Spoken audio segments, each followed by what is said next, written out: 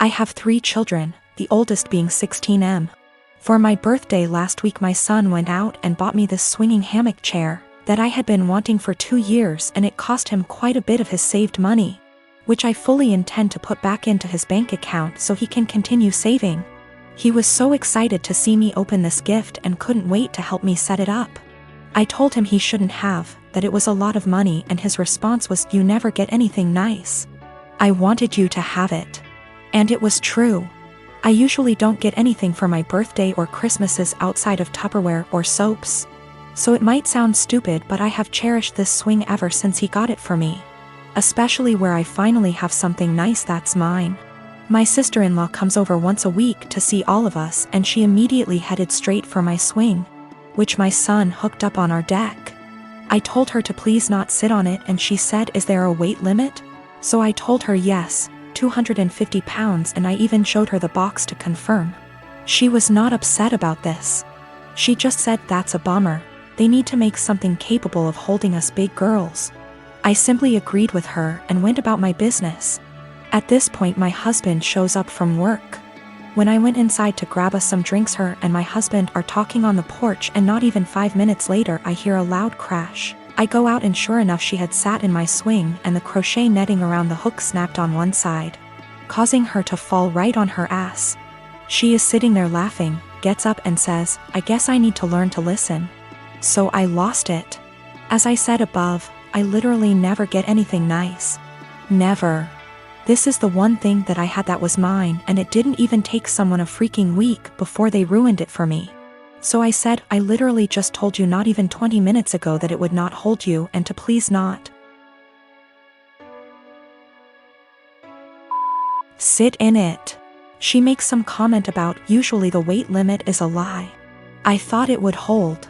So I said, "The weight limit probably would have held if you were only 50 pounds heavier than it, not 150.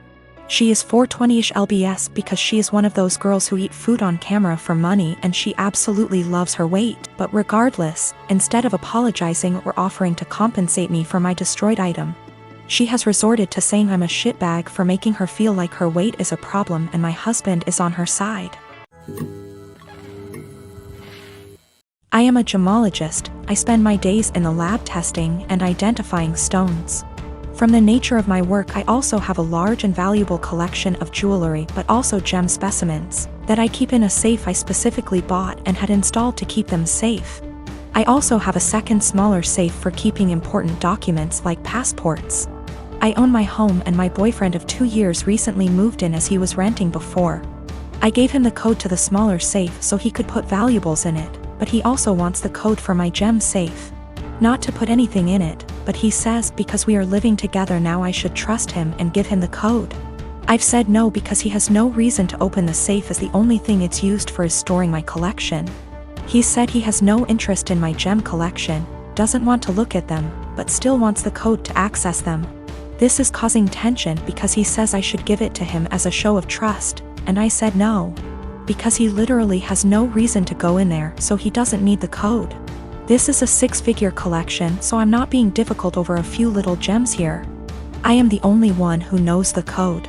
The safe weighs nearly half a ton, it's bolted to the floor and wall, and is from a company who makes safes, vaults and strong rooms for jewelers. You could bring the house down around it and it would still be intact. All of the gems and jewelry in the safe are mine and mine alone. I do not keep any clients' jewelry at home. For my other business doing valuations, I rent a separate space and keep client items there. I will give an update once things have panned out. I've moved all of my personal docs out of the little safe and into my gem safe. I told him he isn't getting the code and I will die on this hill. He has no reason to have it, and his continued lack of respect by the pushing of my boundaries wasn't okay. I felt like he was trying to manipulate me by making it about trust. After a lot of back and forth, he finally admitted that he wanted access to the safe, because he didn't feel like I was sharing the whole house with him. Because I insisted on a tenancy agreement rather than just letting him move in. And he didn't like that part of where he lived was off limits to him. He was also insecure and resented that I have more money than him and own a home whilst he doesn't. He had made a few comments about this before, but I didn't realize it was such a big issue for him. He also said that by keeping him out of the safe made him feel like I thought he was lesser than me, and that it made him feel like I was treating him like a child. I told him if that's how he feels then this is not the right relationship for either of us and that it was best we break up. He was shocked that I was ending things over this, cried and asked me to reconsider. When I said no he then got angry. Called me a stuck-up *tch, said he was better off without me anyway and went to his friends. I told him via text he had 30 days before he had to leave, as per the tenancy agreement. So he didn't need to stay at a friend's, he said he would be gone by the end of the week. 2 days later he came back and packed up all of his stuff and left. He's staying with his friend now. I have changed all the locks. I have an alarm and CCTV system that's professionally monitored, and I have changed the verbal password I have to give when you call up as a precaution. I've checked all of my collection and it hasn't been touched. I also am giving my solicitor the code and safe deposit details to be passed to my executor in the event of my death. I feel horrible because despite all of this I love him. I should have a partner who not only respects my boundaries but takes an interest. I'm pretty cut up right now and missing him, but I know I'll be okay. I have great friends and family around me. Also, diamonds are a girl's best friend and I have a few knocking around to help cheer me up. I own a small condo in Orlando. I bought it while working for the Mouse, and my friend Ben lived there with me. Ben's a cook and is rarely home. He has a large room that is accessible from outside and attached bathroom that locks to the rest of the house. Well, I got a different job, got engaged to my partner, and moved a few hours away. We kept the condo as a place to stay when we visit the parks. And we agreed with Ben that he could continue living there as long as he paid all the utilities and maintained the place. Our friends use it too, they pay a bit for utilities, are told don't bother Ben, and clean before they leave.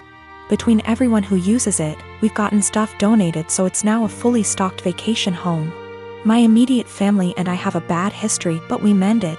They've used the condo 3//4x a year. On Monday Ben got woken up at 2 a.m. by hammering on the main door. My aunt and uncle, their kids, and their grandkids were all there waiting to be let in. I haven't spoken to these people in years after they decided I was the devil's spawn for being gay. They demanded that the caretaker give them the keys. Ben called me. I told him to give them my number, then shut and lock the door and not let them in. My aunt was insistent that my condo was actually owned by my family. It was the family vacation home. And it was against the law to not let them in. I told her no, it was mine, I own it and I let friends and family use it, but I choose who stays there. There was a lot of back and forth and some petty name calling. She said they were here for a week, where were they supposed to go, and I said I don't care. Meanwhile, my partner reported that Ben texted them saying my uncle was attempting to kick in the door. I said tell him to call the police. She hung up on me and Ben said they left. In the morning I got a phone call from my mom trying to convince me to let them stay. We had an argument during which she admitted that she didn't tell people that I owned the property, because she didn't want the rest of our family to know they were in contact with me again. I told her if that's how she wants our relationship to be, then she's no longer welcome. I checked in with Ben and he's okay. Today my aunt sent several texts asking to stay at the house because they hadn't accounted having to pay for a hotel, and they had planned to just buy groceries and use the kitchen. I told her no. She said they were about to be out on the street with their luggage. She called me cruel and heartless and that I was ruining Disney for the kids. That made me hesitate, probably because I worked for the Mouse. I know that particular family line has very little money. Yet I find it hard to believe someone would plan a whole vacation without accounting extra funds for it. But the kids are really young. I'm so furious over the homophobia that it feels like a point of pride to deny them access. I am a 37-year-old male. I have a 13Y.0 son. I was a widower when I met my now wife. She has a 16Y.0 daughter from another relationship. The family is often on pretty good terms. My son is the quiet one in the house. He keeps to himself a lot but not to the point of being concerning. My wife and stepdaughter are the complete opposite. They both encourage him to be outgoing and share activities and join gatherings with extended family. My son complained about having to be forced out of his comfort zone and having his need for space invalidated.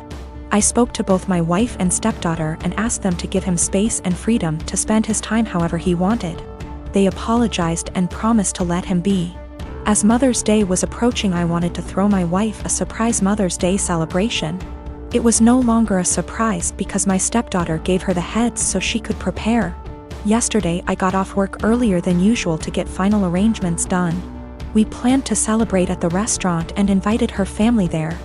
I had the key, and while I was entering the house through the front door, I overheard my wife and stepdaughter talking to my son.